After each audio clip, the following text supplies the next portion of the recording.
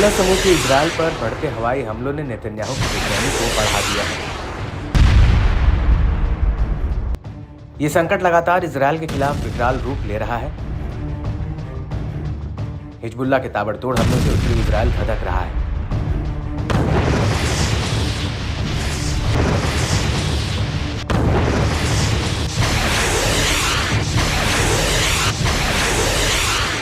दक्षिणी लेबनान से लगातार छोड़े जा रहे यूएवी ने इजरायल की राष्ट्रीय सुरक्षा के लिए महत्वपूर्ण चुनौतियां खड़ी कर दी हैं।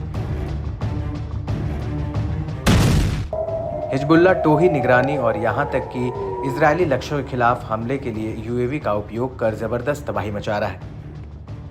इन मानव रहित विमानों के इस्तेमाल ने इजरायल के लिए चिंता बढ़ा दी है। इजरायली मीडिया आउटलेट चैनल 13 ने बताया है कि हिजबुल्ला के drone Israeli air defence system के लिए बड़ी चुनौती बन गए हैं।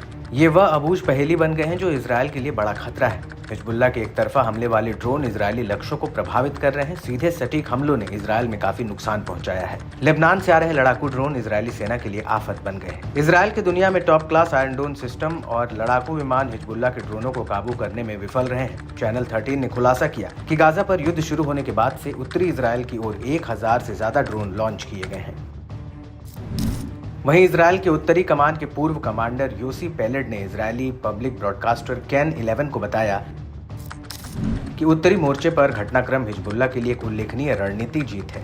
फिलिस्तीन के समर्थन में हिजबुल्ला के सैन्य अभियान ने उत्तरी इजरायली चौकियों से 1000 बसने वालों को निकालने के लिए मजबूर किया, जबकि इजरायल की मिलिट्री साइटों को रोजाना सीधे हमलों का सामना करना पड़ रहा है। प्रतिरोध की कई रणनीतियां, खासतौर से हिजबुल्ला की मानव रहित वायु सेवा का इजरायल के पास कोई माकूल जवाब नहीं है।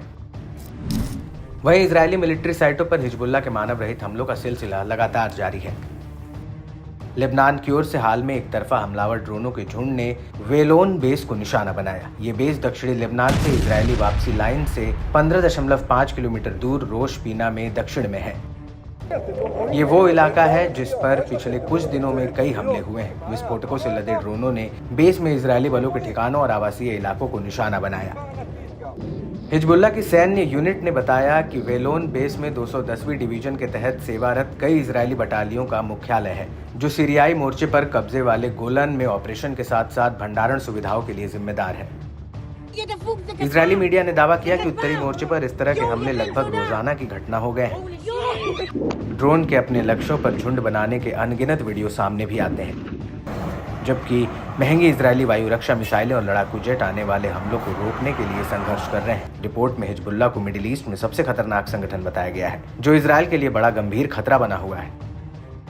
इसके अलावा चेतावनी भी दी गई है कि संघर्ष के हालात में हवाई अड्डों और बंदरगाहों समेत इजरायली बुनियादी ढांचों का खतरा होगा। इससे उत्तर में नियंत्रण हासिल करने का इजरायल का उद्देश्य चुनौतीपूर्ण हो जाएगा, जिससे इजरायल को भौतिक और मानवीय दोनों मोर्चों पर भारी नुकसान उठाना होगा।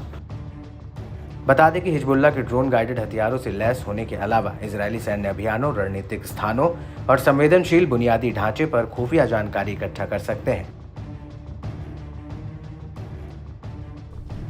हिजबुल्ला के ड्रोन अक्सर छोटे और फुर्तीले होते हैं, जिसमें इजरायली एयर डिफेंस सिस्टम के लिए पता लगाना और रोकना मुश्किल हो जाता है।